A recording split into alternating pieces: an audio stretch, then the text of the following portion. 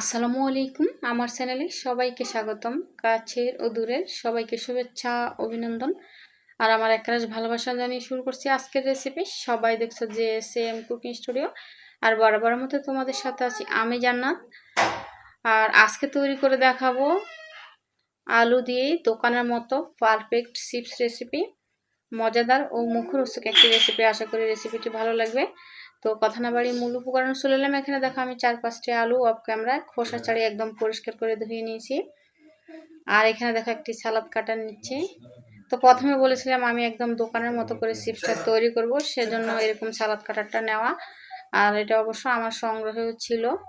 আর এই সালাদ কাটারটা আমি মেলা থেকে কিনেছি। তো সবার বাসায় নাও থাকতে পারে, সেক্ষেত্রে কিন্তু নর্মাল সালাদ কাটার কিংবা ছুরি দিয়ে স্লাইস করে কেটে নিতে পারো। তো তোমার সাথে কথা বলতে বলতে আমি আলুগুলো স্লাইস করে কেটে নিচ্ছি। আর এরকম সালাদ কাটারে সালাদ কাটতে কিংবা এরকম আলু কাটতে একটু সাবধানতা অবলম্বন করতে হয়। অনেক সময় দেখা যায় হাতে লেগে যায় যখন আলুগুলো ছোট হয়ে যায়। তো একটু সাবধানে এই কাজটা করতে হবে। আর বাসায় দুটো আলু থাকলে এরকম চিপস তুমি অনায়াসে তৈরি করে নিতে পারো। আর দোকান থেকে কেনার দরকারই পড়বে না। তো খুব বেশি একটা উপকরণ লাগে না, হাতের কাছে থাকা উপকরণগুলো দিয়ে এই মজাদার চিপসটি তৈরি করে নিতে পারো। এখানে একটি আলু স্লাইস আমি দেখিয়ে দিচ্ছি, দেখো কতটা সুন্দর দেখাচ্ছে।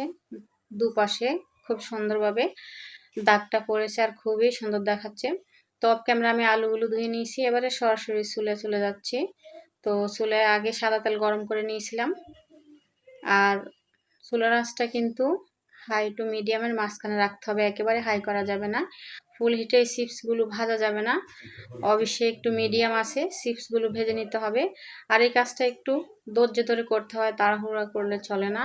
মিডিয়াম আছে একটু টাইম নিয়ে চিপসগুলো ভেজে নিতে হবে। আর চিপসগুলো কিন্তু বারবার উল্টে পাল্টে দিতে হবে, যেহেতু চিপসগুলো অনেক পাতলা সেক্ষেত্রে কিন্তু বারবার উল্টে দিতে হবে, তা না হলে এক পাশে কালার চলে আসবে, পুড়ে যাবে, অন্য পাশে হবে না। তো সেক্ষেত্রে কিন্তু কাঠি দিয়ে একটি চিকন কাঠি দিয়ে অনবরত নেড়ে ছেড়ে চিপসগুলো ভাজতে হবে। আর চিপসগুলো দেখো খুবই সুন্দর একটি স্মেল বেরোচ্ছে। অবশ্য আমি তোমাদের স্মেলটা দেখাতে পারছি না বা বোঝাতেও পারছি না।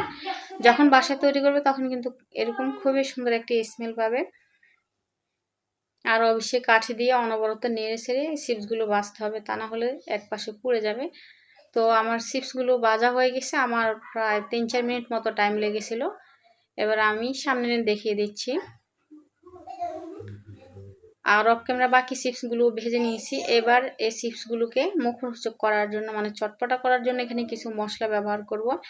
আর এই মশলাগুলো কিন্তু হাতের কাছে পাওয়া যায়, যে কোনো মুদি দোকানে তোমরা খুব সহজে এই মশলাগুলো সংগ্রহ করতে পারো।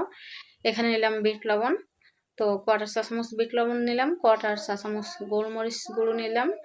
এবার দেখো এটা হলো ম্যাগি মশলা, 5 টাকা দামের একটি ম্যাগি মশলা নিলাম।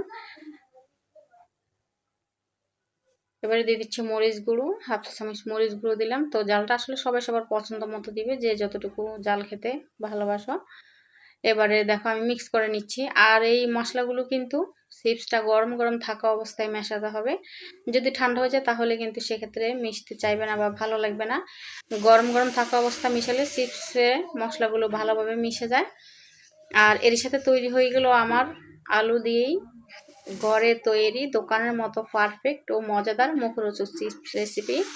কেমন লাগলো আমার আজকের রেসিপি? ভালো লাগলে একটি লাইক করে দিও। আর এদিকে দেখো আমি একটি চিপস তোমাদের ভেঙে দেখাচ্ছি কতটা মুচমুচ হয়েছে আর পারফেক্ট হয়েছে। তো বাসায় ট্রাই করো। তো আজকের মতো বিদায় নিচ্ছি, সবাই ভালো থেকো। আবার কথা হবে অন্য কোনো দিন অন্য কোনো রেসিপিতে। শুভকামনায়, আল্লাহ হাফেজ।